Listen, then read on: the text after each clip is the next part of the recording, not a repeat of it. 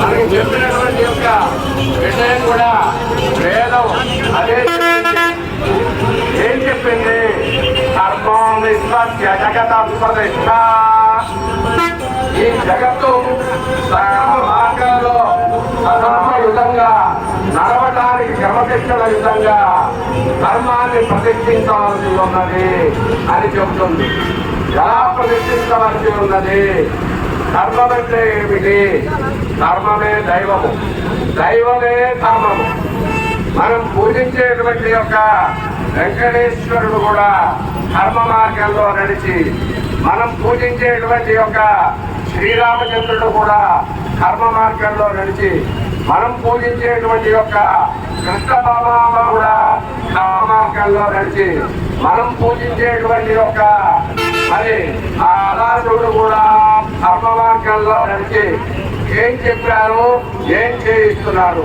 అయితే తనలో ఉన్నటువంటి యొక్క ప్రాణశక్తిని అనేక భాగాలు చేసి ఆత్మస్వరూపంగా ప్రకృతిలో ఆయా కార్యక్రమాలను జరపడానికి, ఆయా విధులు నిర్వహించడానికి ఎవరికి ఏ విధమైన ఒత్తిడి లేకుండా, అహంభావంతో మెదలకుండా క్రమశిక్షణతో వారికి నియమించిన నియామకాల్ని సక్రమంగా నిర్వహించడానికి వాళ్ళని వినియోగిస్తూ ధర్మస్వరూపులుగా వాళ్ళని నిలబెట్టి మనకు చూపించాం.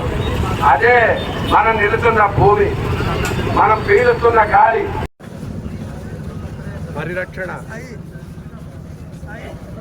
వేదిక, ఐక్య వేదికలో పాల్గొన్నటువంటి యొక్క కొత్తగూడెం పురపట్టణ ప్రజలు, విశేషించి మరి ఆర్ఎస్ఎస్ వారు, హిందూ ధర్మ విశ్వ హిందూ పరిషత్తు వారు, బజరంగ్ దళ్ వారు, ఆ తర్వాత బ్రాహ్మణ సమాఖ్య వారు, స్మార్త పురోహిత సమాఖ్య వారు, ఒకరేమిటి అశేష ప్రజానికం కూడా ఈ యొక్క సనాతన ధర్మాన్ని పరిరక్షణ చేయటం కోసం హిందూ సమైక్య వేదికను ఏర్పాటు చేయటం కోసం తమ వంతు కృషిగా ఎంతో సహకరించి ఈ యొక్క మా నిరసన కార్యక్రమంలో పాల్గొని వారందరూ కూడా స్వామివారి సేవలో ధరించి స్వామివారి అనుగ్రహాన్ని పొందడానికి మరి వారందరూ కదిలి ముందరికి వచ్చారు.